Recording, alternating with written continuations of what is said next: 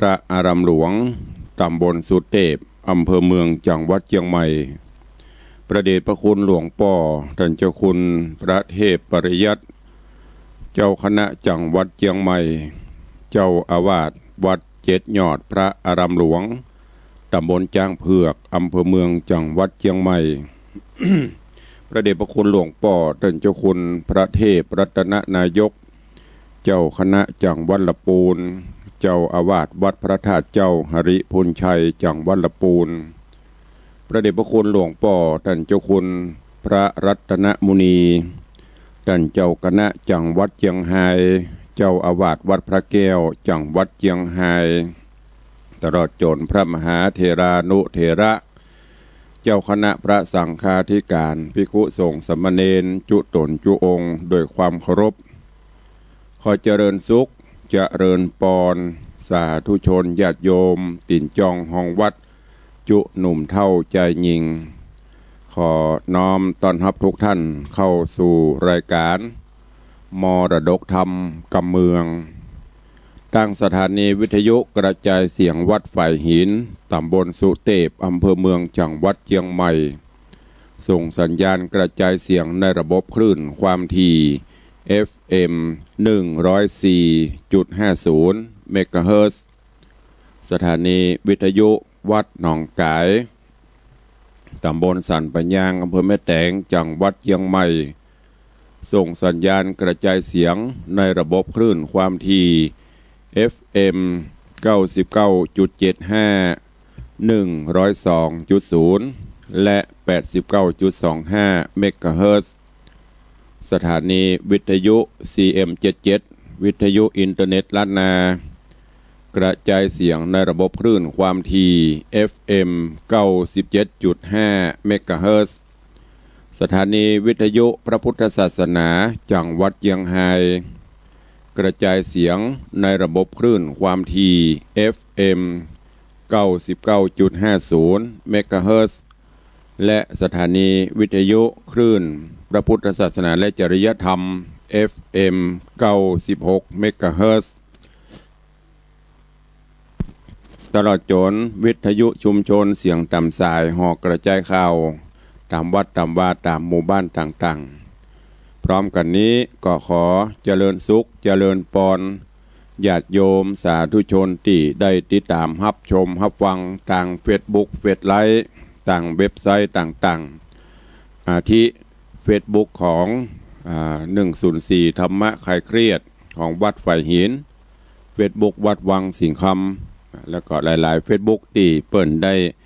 เมตตาลิงก์สัญญาณกดแชร์ผ่านต่างมือถือต่าง Facebook สู่ญาติธรรมกันได้ฟังในเวลานี้ก็รายการนี้ดำเนินโดยตุลุงในวังอาตมภาพพระครูวิสิทธิ์ศรีลาภรณ์เจ้าคณะตำบลป่าแดดเจ้าอาวาสวัดวังสิงห์คำตำบลป่าแดดอำเภอเมืองจังหวัดเชียงใหม่เป็นผู้ดำเนินรายการนำเสียงธรรมะเจียวยามเจ้าเป็นกู้เป็นกีมปลุกตื่นปลุกให้ศรัทธาญาติโยมได้ตื่นจากการรับการนอนตื่นจากการพักผ่อนพอควรแก่การเวลา6 โมงถึง 7 โมงโดยประมาณยกเว้นพี่น้องที่ฟังจากวัดพระแก้วเชียงรายก็ฟังกันเมื่อค่ำยามคืนก็เวลานี้6 โมงป่ายแล้วเนอะใครยังบ่ตื่นใครยังบ่ลุกตื่นกันได้ตื่นกันได้ลุกกันได้แล้ว6 โมง 12 นาทีแล้วลุกเนอลุกมาทำกิจส่วนตัวจะไปมัวหนาวมัวร้อนเกลียดค้านทำการงานมีโทษ6 อย่างอ้างหนาวมักว่าอ้างร้อนอ้างฝนตกอ้างแดดออกอ้างเจ้าอยู่อ้างค่ำแล้วสุดท้ายไม่ได้สักอย่างลุกกันเนอะลุกเจ้าอยู่ไปยาการไปขวายละก็เด็กก็เจ้าอยู่ค่ำละไม่ได้สักอย่างเนอะลุกกันได้แล้ว แต่เงินแสงทองจับขอบฟ้ารุ่งอรุณวันใหม่มาเฮาใจชีวิตเฮาเสี่ยงกันไปแห่งวันเนอะ วันนี้ก็เริ่มนับหนึ่งกันไหมเมื่อมีลมก็ต้องมีงานมีเรื่องที่จะต้องทำหมดลมเมื่อใดก็หมดเรื่องกันเมื่ออันฉะนั้นก็ขอฮือวันนี้เป็นวันแห่งความสุขของทุกท่านเนอภัยมูลขึ้นไปที่อื่นกับปิกมาได้ละเนอไปหมู่ฟังที่อื่นกับปิกมาละตุลุงมาละเนอตุลุงในวังมาแล้วหมุนขึ้นไปฟังที่ไหนตั้งใดปิกมาที่เก่าได้ละเนอก็จะได้ฟังน้ำฟังธรรมกำเดียวใต้รายการก็ก่อยมาอูมาจ๋ามาสนทนาหยอกล้อกันในยามเจ้า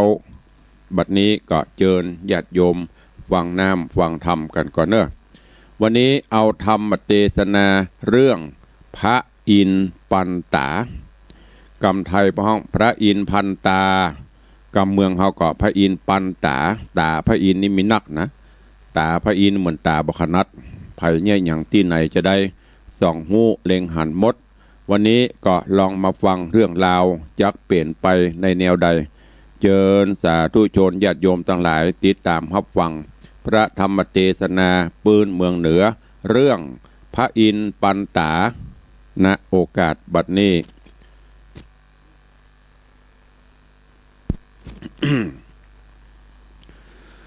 นะโมตัสสะภะคะวะโตอะระหะโตสัมมาสัมพุทธัสสะอัปปมาเทนะขามะควาติอิมังธรรมเตสนังสัทธาเวสาลิงนิสาญะกุอกตากุดาคระสาลายังเวหาลันโตสักกังเทวราชานังอารัมภากะเทสิสัทธาอันว่าสัพปัญโยพระพุทธเจ้านิสาญะก็อาสรายแล้วเวสาลิงซึ่งเมืองเวสาลีวิหาลันโตพองยังอยู่สำลานกุดากะละสาลายางในกุดาคาระสาลาอารัมภะพระก็พาโรบสกังเทวราชานางซึ่งพญาแห่งเทวดาชื่อว่าสกะคือพญาอินตาธิราชกะเทสิจริงสำแดงไว้อิมังธรรมเทศนางยังพระธรรมเทศนาอันเนว่าอัปปมาเทนะมะควาดังนี้เป็นเก้าขอ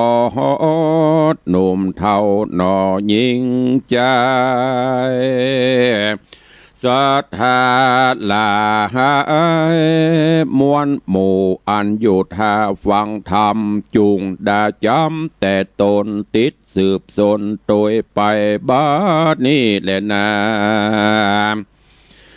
เวสาลิยังหิมหาลินามาลิชวีวสติในเมืองเวสาลีใหญ่กว้างมีเจ้าจ้างลิชวีชื่อมหาลียศใหญ่ห่วมภาพดาวราชธานีศรัทธามีบทน้อยฟังพระยอดซอยเทศนา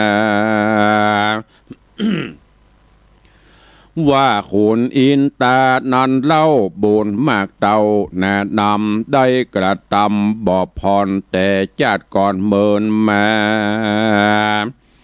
บุญนั้นแน่น้องนาวได้เป็นเต้าภาพเมืองบนอยู่เวใจโยนภาษามีนางนาฏโสภาคือเทวดาเวดล้อมเห็นแห่ออมเป็นปริวารสุขสำราญโจมชื่นจอยบ่หูต่ำกอยมองขี่เต้ามหาลีฟังแล้วบอกกลาดเกลียวสังกา ว่าตามพระพุทธาเป็นเจ้าได้บอกเราไข่ปันว่าขุนสะวันบุญใหญ่เกิดเต่าไทยอินตาภาพเทวะทะภาพตาวะติงสาฝากฟ้าหาคงแหล่งลาเมืองบนอยู่เวใจโยนภาษาดงามวะวาดใส่เสียง นางฟ้ามีนักโสดนับตื้อโกดเป็นปริวานสุขสำลานมากเต่าทุกคำเจ้าคืนวันพระได้หันแจงทีจริงกล่าวจี้ไข่จาหรือบ่หันกับตาตัวเก่าเต้าจะเล่าได้กวนผ่านภายไปไวยังพระบาทายสัพปัญญูแล้วถามดูหือทีขอพระเก่าจี้ตามมีเต้ามหาลีกึดแล้วก็กลาดแกล้วภายพันรีบเปรียวปันไปไกลนั่งน้อมไว้ทูลสาว่าพันเตภกวาข้าแด่พระพุทธเจ้าตนเป็นปิ้นเกลาติโลกาอันว่าคุณอินตาโยดเย้าภาพแผ่นดาวเมืองสวรรค์พระไข่ปันกล่าวอูฮือข้าหูเมินแม่ตามมาพระหันกับตาแจ้งทีจริงกล่าวจี้ไข่ปันหรือบ่หันแน่แจงเต้ากล่าวแสงได้พระบุญผายอดซอยจริงตอบถอยว่าดี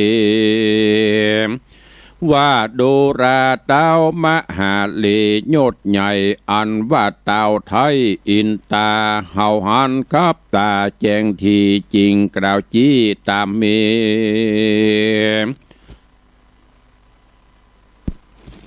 เจ้ามหาลีถามเราว่าตามพระเป็นเจ้าไข่ปันว่าได้เล็งหันนั่นใส่รอยเป็นหูปเจ้าไทยอินตาตัวแต่นั้นแน่หันยากข้านี้หากสงสัยบ่มีวันภายบ่มีภายน้อยใหญ่จักเกยได้เล็งหัน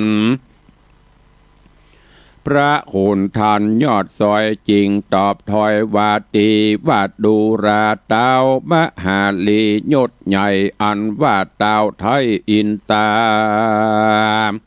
เป็นพญายศยาวภาพแผ่นดาวคงสะวันเฮาได้หันแจงทีจริงได้จี้จะขายจังวัดกองใดน้อยใหญ่อันเต้าไทยอินตาได้กระทำมาบ่ผ่อนแต่จัดก่อนเมินนานเป็นบุญเจียงขานมากเต่าฮือได้เป็นเจ้าคงสะวันกู้คืนวันจื่นจอยสมไฟหอยขาดนิ่งมา กองวัดหลายนอนใส่เห่าหูเจ้งควายดิลีตาดูรามหาลียศใหญ่อันว่าเต้าไทยอินตา แต่เดิมมาเมื่อก่อนเกิดอยู่บ่อนเมืองคนมีชื่อตนแต่เก่าว่ามะคะหนุ่มเนาเป็นไม้ยามตนตายพรากนาไปเกิดเมืองฟ้าไปบนจุมหมู่คนโลกใดจริงเรียกได้ว่าเต้าไทยมะขวาและนาดูราเต้ามหาลียศใหญ่อันว่าเต้าไทยอินตาแต่เดิมมาเมื่อก่อนเกิดอยู่บ่อนมือเอื้องคนบ่อเมาโวนตะนีมีใจกรีโสมนัสสามีศรัทธาพ่องแผ่วฮื้อตานก่อนแล้วจริงจักกินเป็นอาจินบ่ผ่อนคือฮื้อตานก่อนกินโลน จริงเป็นบุญน้องนาวเฮือได้เป็นเต้าภาพสวรรค์โคนสามัญโลกใดจริงเรียกใดเต้าไทยปุรินทัตตราชาและนาดูราดาวมหาลียศใหญ่อันว่าเต้าไทยอินตาแต่เดิมมาเมื่อก่อนเกิดอยู่บ่อนเมืองโคนมีใจตนอ่อนก้อมเคารพนอบน้อมยอตานแปลงใจบ้านโจมจื้นแล้วยกยื่นตานไปจริงเป็นปัจจัยมากกว่างเฮือได้เป็นเจ้าจางเอราวันสะบวยสะวันยศใหญ่คนโลกไตยิ่งใจจริงจะไม่ต้านต่อกล่าวว่าต้านเต้าสักกะราชาและนาดูราเต้ามหาลียศใหญ่อันว่าเต้าไทยอินตาแต่เดิมมาเมื่อก่อนเกิดอยู่บ่อนเมืองโบน บ่อเมาโบนมืดบอดเหือตานที่จอดเศร้าซาคือแปลงศาลาตานไว้ที่จิมไกลกองตาง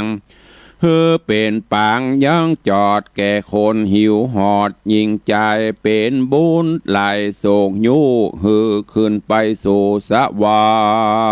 รค์คนสามัญตัวดาวจริงเรียกว่าเต้าวาสะเต้าวาสวะราชานั่นแลดูราตันเต้ามหาลียศใหญ่อันว่าเต้าไทยอินตากึดปัญหาหน่อยใหญ่ปันนึ่งใดบัดเดียวหูรีบเร็วแจ้งทีบ่มีที่สงสัยจุมคนในโลกใดจริงเรียกว่าเต้าไทยสหัสกราชาคือขุนปันตาบุญมากปัญหายากสันใดบอกว่าไกลและไกลแม้นับได้ปันอันตาก็หันเสียงควายหูแจ้งได้เร็วไวและนาดูราเต้ามหาลียศใหญ่อันว่าเต้าไทยอินตามีอสุรกัญญางามอาจเจอนางนาถสุจาดาเป็นอัคคจาญาโยดใหญ่อยู่ที่ไกลเตรียมคิงคนใหญ่ใจยิงตัวดาวจริงเรียกเต้าจริงเรียกว่าเต้าสุชัมบดีลาจาดูราเต้ามหาลีผู้ใหญ่ผู้ใคร่หูควายขี่ญาอันว่าคุณอินตานันเราได้เป็นเจ้าแก่เทวดาในตาวะดิ่งสาฝากฟ้าคนโลกลายิ่งใจจริงจำไม่ต้านกล่าวเรียกว่าต้านเต้าเทวานาบินตราชาและนาดูราเต้ามหาลียศใหญ่อันว่าเต้าไทยอินตาแต่เดิมมาเมื่อก่อนเกิดอยู่บ่อนเมืองโคนได้เอาโตโหนตัวไตตามกองวัดใหญ่7 ประการคือว่ามีใจบานภายแผ่เลี้ยงพ่อแม่สองขาแต่เดิมมาเป็นเก้าตราบต่อเต้าวำวายมีใจภายอ่อนก้อมเคารพนอบน้อมยำแยงหูฮักจักแบ่งคำเจ้ายังปี้เก้ายิงใจตั้งตายายปู่ป่าตั้งหมู่นาเอาอาแต่เกิดมาเป็นเก้าตราบต่อเต้าตายไปจะหากรรมใดอ่อนอ้อยฟังจื่นจ้อยวอนหูกรรมมึงกูเว้นห่างบอกกล่าวอังไขจา แต่เกิดมาเป็นเก้าตราบต่อเต้าตายไปบ่จะใครสนสอเอากรรมต่อไปมา ฮือคนนาใหญ่น้อยได้ต่อถอยเถียงกันปฏิบัติตั้งวันบอกขาดถึงกรอยกลาดตายไปบอกมีใจทัดหนีเต้าใจกรี้จมบานหุมย่อตานยกยื่นโดยใจจื่นตามมีใจยินดีจะใจยินดีจำแนกโจกใจแจกตันไปบ่มีใจอิ่มกายบ่หูนายต่างตานแก่สามัญจารที่ใบแก่คนยากไร้อนาถาแต่เกิดมาเป็นกาตราบต่อเต้าวันตายสัจจะหมายมันเตี้ยงบอบบิดเบี่ยงกลาไกลจากกรรมใดมันแก่นคือมีแม่นตามกรรมบอกใครกรรมจะถอยอันเป็นถอยมุสาแต่เกิดมาเป็นเก้าตราบต่อเต้ามรณะบ่อเครื่องกาโหไล่โหดคือบ่อคิวโคดเครื่องขีการความโคดมีเกิดใดก็ห้ามไว้บัดเดียวฮือความโคดเลวบ่จะได้พรากนาหายนีดูราเต้ามหาลียศใหญ่อันว่าเต้าไทยอินตาแต่เดิมมาเมื่อก่อนก็เกิดอยู่บ่อนเมืองคนได้เอาตนต้วยไต่ตามกองวัดใหญ่7 ประการอันเจียงคานผาเสดคือลำเลิศเลือดไหลยามบำไวกลาพรากตายละจากเมืองคนบุญกุศลนองน้าวได้เกิดเป็นเต้าสะเวยสะวานทุกคืนวันค่ำเจ้าบ่มนเศร้ามองขีดูราตาเอามหาลียศใหญ่อันว่าเต้าไทยอินตาเฮาหันกับตาแจงทีจริงใดจี้จะไขกองวัดใดน้อยใหญ่อันเต้าไทยอินตาได้ปฏิบัติมาบ่ผ่อนแต่จัดก่อนเมินนาน7 ประการมาอากเต้าเฮอได้เป็นเจ้าสวรรค์ทุกคืนบานจื่นจอยสมไฟหอยขาดนิ่งหมายกองวัดหลายนันใสเฮาหูไข่หันใสดังได้ไขบอกเราตั้งแต่เก่าเถิงปลายนี้และนาสาธาอันว่าสัพปัญโยตนเป็นครูแก่โลกดับทุกโศกเครื่องกากันไขจับบอกกล่าวแก่ตันเต้ามหาลีเฮอหูดีแจ้งที่บ่มีที่สงสัยพระจริงไขกล่าวถอยเป็นบาทซอยกาถาวามาตาเปติพลังชันตุงกุเสเชธาปจายินางสานหังสากิละสัมภาอาสังเปสุในยัปปหายินางมัชเฉละวินาเยยุตตังสัจจังโกธาภิพุงกลังตังเวเตวาตาวติงสาอาหุสัพปุริโสอิดังอาสัพปุริโสอิติดังนี้แปลว่าคนผู้เลี้ยงแม่และพ่อ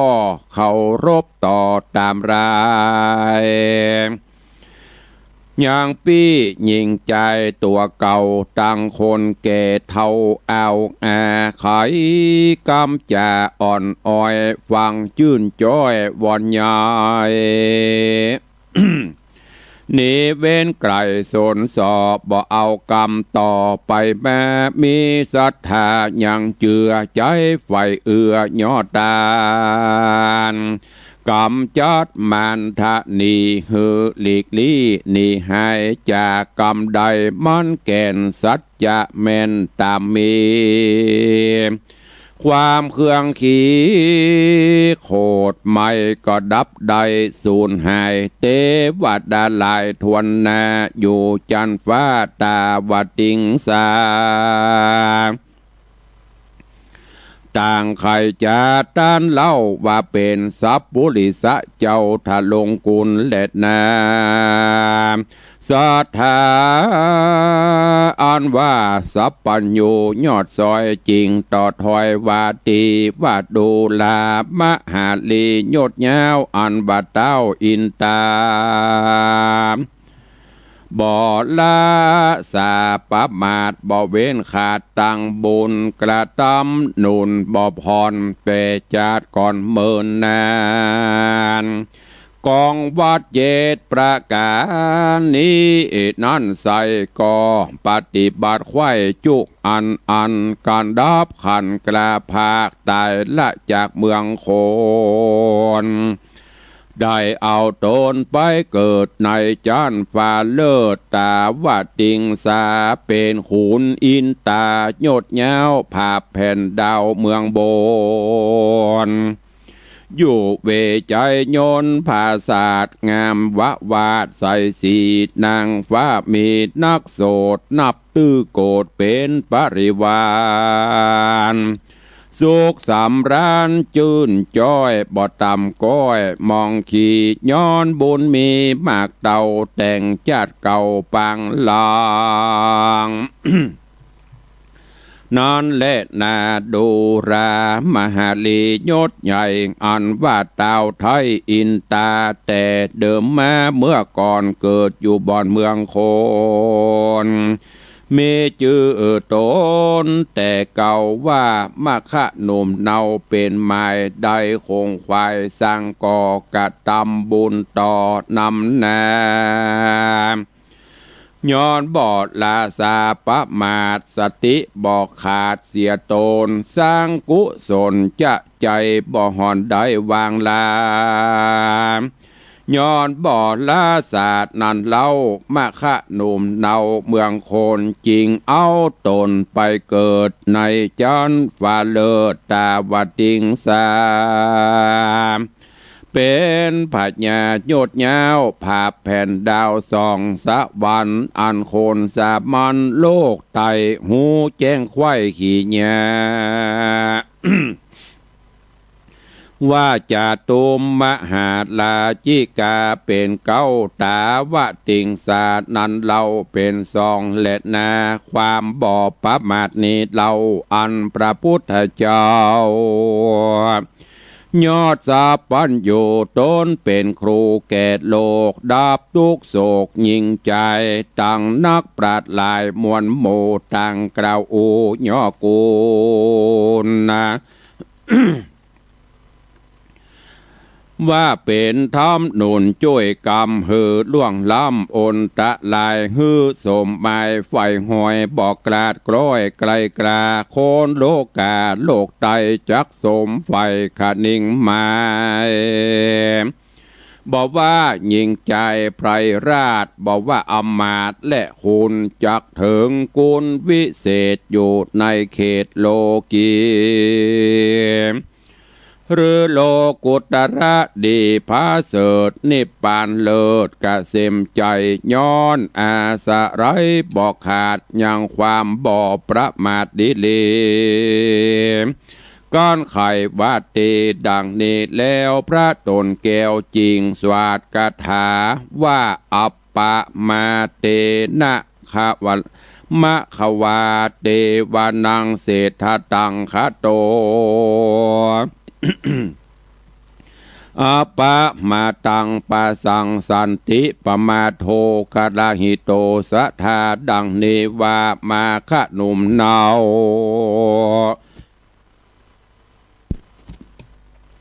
ได้เป็นเจ้าแก่เทวดาย้อนบอดลาสาปะมาดหลีกเวนขาดตังวายนักปราดลายจุผู้ตังกล่าวโอสักเสริ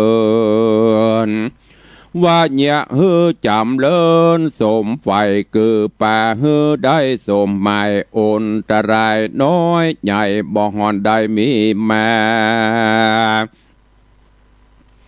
ส่วนความประมาทลาสานั้นเล่านักปราชญ์เจ้านินตาว่าเป็นต่างฮ้อนไม่ป่าโตกต่ำไตอบายและนาตาสมาเหตุนั้นเล่าคนหนุ่มเทายิ่งใจผู้ขะนิ่งหมายมักไฟไข่เป็นดาวไทยอินตาจุงอย่าละสาประมาทตังกองวัดอาจยังคานเจตประการนั่นใส่อย่าเบนไว้นี่กลายปฏิบัติไปข้ามเจ้าคือเลี้ยงพ่อแม่เจ้าสองขาหูวันตาอ่อนก้อมเคารพนอบน้อมตามรายยังปิ้งไอ้ใจตัวเก่าตั้งคนแก่เท่าเอาอาใครก้มจะอ่อนอ้อยฟังจื่นจ้อยวอนใหญ่บ่จะใครสนสอเอากรรมต่อไปมามีศรัทธายังเจือใจไฟเอือยอตานกำจัดมันทัดนีฮือหลีกลี่เสียไกจากกำใดมันแก่นสัจจะแม่นตามมีย้มเครื่องขี่โคดไม่ก็ดับได้เร็วไวการไผ่คนได้โดยไต่เป็นดังที่ใดกล่าวไข่แม่ย่อมเป็นบุญแน่ติดต่อถมปันปอในตนอยู่เมืองคนโลกไตก็บ่ฮ้อนไม่มองผ่านจุมไผ่แมนอุบาทบ่มาปาดเบียนคุยสำร้านดีมากเต้าตุกค่ำเจ้าคืนวานแย้มดับขันกระพรากยอมโปนจากอบายได้ผ่านภายไปเกิดในที่ผาเสดกะเสียมใจจะเล่นนาเนติตังขีญาสังวันนาวิเศษจาห้องเหตุเต้าสหเนตปันตาคือพญาอินตาโยดยาวโตนภาพดาวเมืองสะวันนำมาจะไข่ปันกล่าวอูหือได้หูตามลายการยิ่งใจ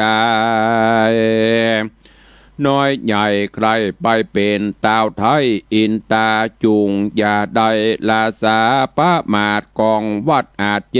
ตประการสมตานเสียงควายเตียงจักสมไฟตนาไฟกิตนาก็มีโดยประการดังกล่าวมานี่แหละนะนิทิตังขีญาอันกล่าวเทศนายังพระอินทร์ปันตาก็บังโกมสมเรศเดช วันนี้ก็ได้ฟังพระสัทธรรมเทศนาเรื่องพระอินทร์ปันตา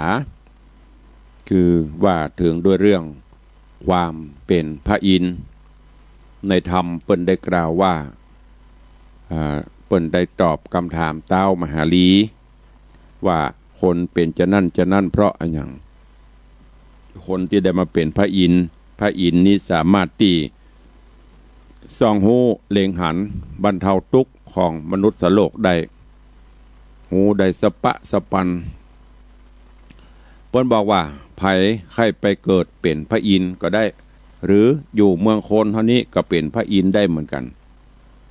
หลักธรรมที่จะทำให้ผู้ที่เป็นพระอินทร์ได้เปิ้นเฮาคุณธรรมหลักธรรม7ประการที่ได้นำมากล่าวที่ได้นำมาอู้ฮืออันมีตั้งแต่เลี้ยงป่อเลี้ยงแม่2 เท่า 2 ขาที่มีบุญมีกุลต่อเฮามาตลอดนับตั้งแต่เฮามาปฏิสนธิ อันนี้ประการที่หนึ่งไผที่หูจักบุญคุณเลี้ยงป่อเลี้ยงแม่ตอบแทนคุณพ่อแม่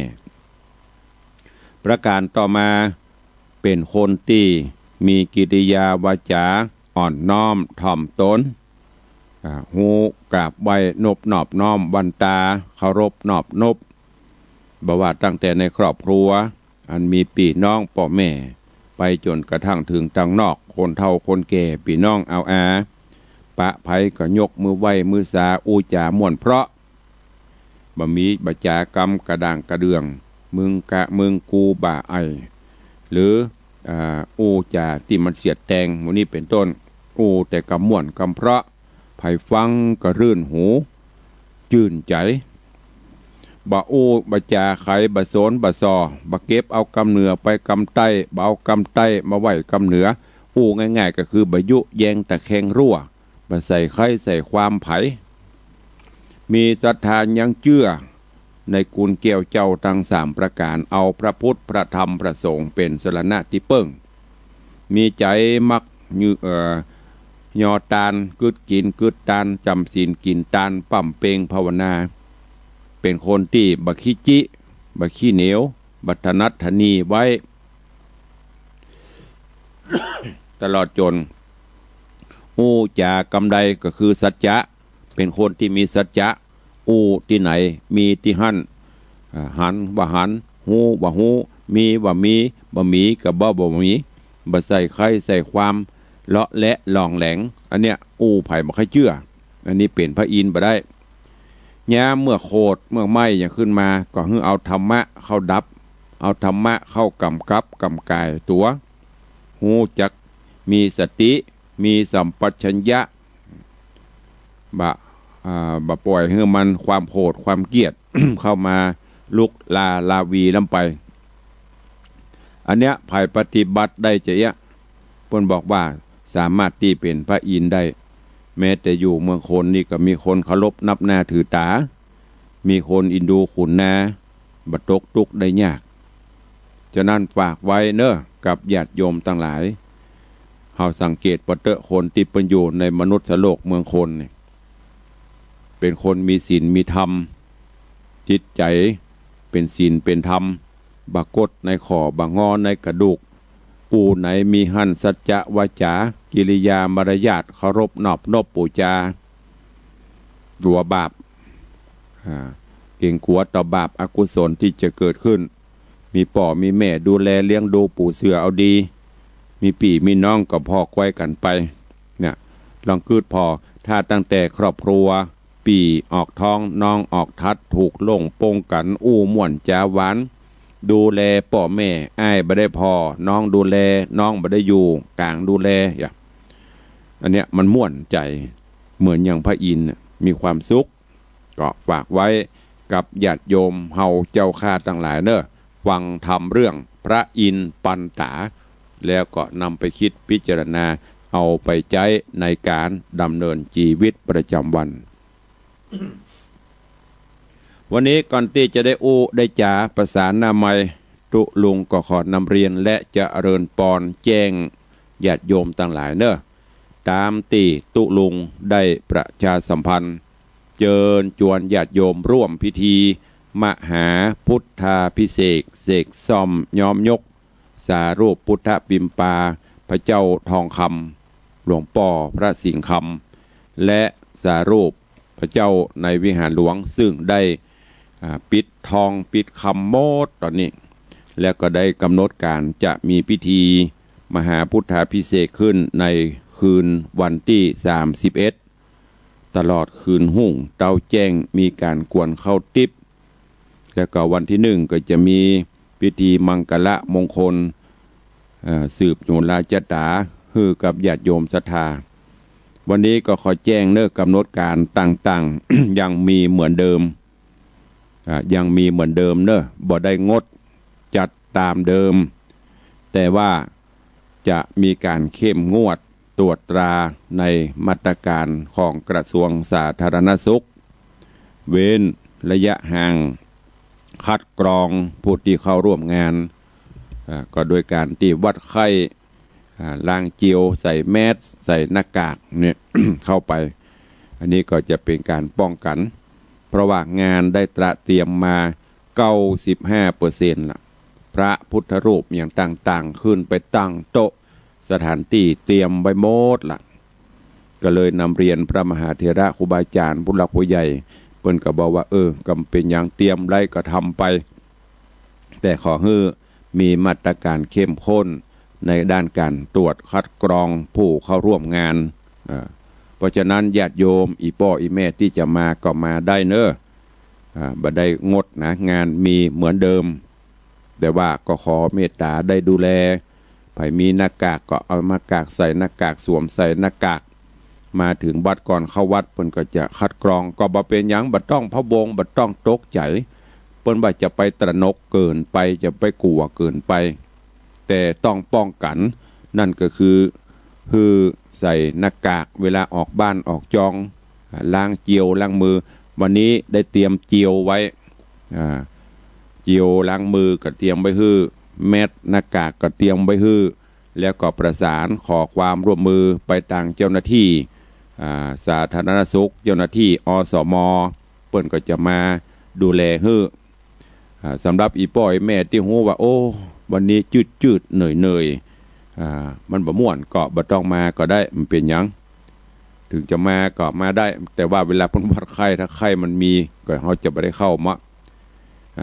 โดยรวมแล้วก็จะไปพะวงตะนกเกินไปแต่รู้จักป้องกันตัวเนอะถึงแม้นบ่มางานก็จ้างอยู่บ้านก็ต้องดูแลเป็นพิเศษหน่อยเพราะว่ามันหนาวตัว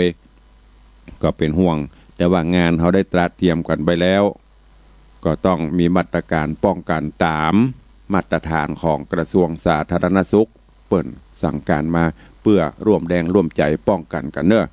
ฉะนั้นญาติโยมที่จะมาร่วมก็วันที่1ก็ยังมาได้แต่ว่าการสวดมนต์อันนี้จุดประสงค์ของเราคือพิธีมหาพุทธาภิเษกไม่ใช่สวดมนต์ข้ามปีแต่มันไปตัดกับข้ามปีนี่ไม่ได้แต่งานนี้คืองานทำบุญมหาพุทธาภิเษกปลุกเสกสารูปพุทธเจ้าและวัตถุมงคลซึ่งได้กราบอาราธนานิมนต์พระมหาเถระครูบาอาจารย์มานั่งปรกมาเจริญพระพุทธมนต์ตลอดคืนไม่ใช่สวดกระเตียงคืน11 โมงไปถึงเตียงไม่ใช่สวดตลอดคืนมีเทศมีสวดเบิกตามแบบเบ้าโบราณและที่สำคัญนั่นก็คือเพื่อความสงบสุขร่มเย็นเป็นสุขขจัดปัดเป่าโรคภัยไข้เจ็บอาทิเช่นโรคโควิดที่กำลังระบาดเนี่ยถามว่ามันไปกำจัดได้จะได้ตุลุงก็ข้าวก่อนเหรอเปิ่นยังรณรงค์คือสวดมนต์สวดกรณียเมตตาสูตรสวดอันนั้นสวดอันนี้เพื่อขจัดปัดเป่าแต่ที่ตุลุงจะนิมนต์ครูบาอาจารย์มาสวดนี่ไม่ใช่เฉพาะกรณีเนอะเต็มแบบ ปั๊บหนาปึกใช้เวลาประมาณชั่วโมงครึ่งถึง2 ชั่วโมงลองคิดดูโรคอะไรจะมาสู้กับมนต์ได้ไหลมดสปะมนต์ทุกบทคำว่าสวดมนต์ตันก็คือตั้งแต่หน้าแรกจนถึงหน้าสุดท้ายไม่มีเว้นกำเมืองห้องตันผิงดูเจ้าสวดมนต์ตันนะปะโตโรเจ็บเอวมันจะตายญาติโยมเหยปีนไปกับปีนมาปีนไปกับปีนมาไปจบสักเตื้อเพราะหัวหน้าเปิ้นสวดไปจนจบอันนี้เพราะว่าสูตรมนต์หรือว่าสวดมนต์ตันก็คือทุกอย่างมนต์ทุกบทสวดจนหมดเพราะฉะนั้นบ่ต้องไปกลัวเฮาบ่ได้เอาไปเต้นในเหมือนยันในพับในบาร์อันนั้นก็กลัวไปห้องเพลงกันดินเต้นกินเหล้าเมายาเต็มนะครับในบาร์บุ้งอันนั้นน่ากลัวแต่นี้ทุกคนมานั่งอยู่ในอาการอันสงบฟังสวดนั่งทำสมาธิไปอันเนี้ยเป็นบุญกุศลไปกลัวเหี่ยบตกปัดเสียงจะไปไหนก็กลัวให้หมดนั้นอันนั้นซ้ำจะตายหม้อตายก่อนโรคโควิดนะบางคนจะกินนั่นก็กลัวจะนี่ก็กลัวจะยุบอันอย่างก็กลัวให้หมดแต่อย่าตระหนกเปิ้นถึงบอกให้ป้องกันเปิ้นมีเจียวเขาก็พกเจียวไปมีเจียวกับสบู่แต่ว่าอ่านสารคดีเปิ้นบอกว่าอย่างน้ำยาล้างจานก็ได้ล้างมือก่อน ล้างเสร็จแล้วก็ล้างสบู่ต่อมันมีวิธีมันญาติโยมทั้งหลายถ้าเรารู้จักวิธีป้องกันเนอะฉะนั้นก็ขอนำเรียนแจ้งว่างานทบุญที่วัดวังสิงคำยังมีตามเดิมแต่กิจกรรมบางอย่างเขางดอย่างงดยกเลิกไปมีเฉพาะพิธีสงฆ์มีสืบชะตาเป็นมังกระกับญาติโยมภายมาแล้วมันต้องกลัวอายุยืนหมื่นปีหมื่นปีพวกนั้นถ้ามาในวังนะก็ฝากไว้ตัวเองวันนี้ก็อนุโมทนาบุญขอบคุณกับสาธุชนญาติโยมเนอะที่ได้ร่วมโมทนาบุญก็มี โยมแม่จันวันโชคตาเรือนบ้านแม่คือร่วมโมทนาบุญต้นเงินโยมพิกุลรักเราร้านตำนานพิกุลผ้าเก่ากาดเจริญร่วมบริจาคทองคำ10 กรัมเพื่อทำแผ่นทองคำปิดฐานพระพุทธรูปหลวงพ่อพระสิงห์คำขอบคุณกับโยมพี่ไอ้ธนวัฒน์โยมพี่ทัศพิชาสุสิงห์คำหรือโปเลี้ยงส่งไปเลี้ยงนางอันนี้ก็ร่วมบริจาคทองคำแถม2 สลึง 15,000 บาทก็เพื่อเอาสมทบเป็นทำเป็นแผ่นทองที่เราจะปิดองค์หลังจากที่บรรจุหัวใจแล้วก็จะปิดด้วยแผ่นทองคำก็ขอบคุณอนุโมทนาโดยเนอญาติโยมที่ร่วมโมทนาบุญเป็นต้นเงินต้นทองมาก็มาเรื่อยๆตุลุงก็อนุโมทนาบุญขอบคุณตัวเนอแล้วก็ทุกท่านที่ร่วมเป็นเจ้าภาพต้นเงินต้นทองต้นเพชรเหล่านี้ทางวัดก็จะได้จัดเตรียมวัตถุมงคลอันเนี้ยที่ตุลุงว่ามันงดมาได้เพราะญาติโยมก็รอที่จะได้กราบไหว้สารูปหลวงพ่อพระสิงห์คำที่ได้จองเป็นองค์จำลองของเปิ่นก็ดีเป็นเหรียญก็ดีเป็นผ้ากริ่งเป็นอย่างต่างๆหลายท่านหลายคนถ้าเราไปรอยืดเยื้อไปแหมมันก็เมื่อใดบ่ฮู้เพราะฉะนั้นก็เลยดำเนินการตามปกติเนอะวันที่1ไม่รู้จะไปที่ไหนเปิ้นก็งดแต่ก็มาวังสิงห์คำเราจะตั้งเก้าอี้ระยะห่างเข้มงวดตามมาตรฐานของเปิ้นนั่งกันสบายลานวัดหลงลึงขึงได้มงคลเต็มลานวัดหมดละก็ขอเชิญชวนเนอะเอาละเวลาก็ใกล้จะหมดใครจะอู้ตัวตุลุงก็เข้ามาได้เนอะขอสุมาอภัยกับจ้างซอตัวจ้างซอที่แรกที่ตามกำหนดการวันที่30จะมีอันซอของอย่างก็พี่ไอสุวรรณบันดอนก็เลยไปโทรขอเมตตาอภัยยกเลิกเปิ้นวันที่1ก็จะมีอันอย่างคณะลูกแม่ปิงของแม่บัวตองแม่แสงจันทร์ก็เลยโทรไปยกเลิกเปิ้นหมดเพราะว่าอันนั้นมันเป็นทางมหรสพที่แรกเขาจะคือม้วนแต่ตอนนี้เอาเนื้อเนาะ0817836540 0817836540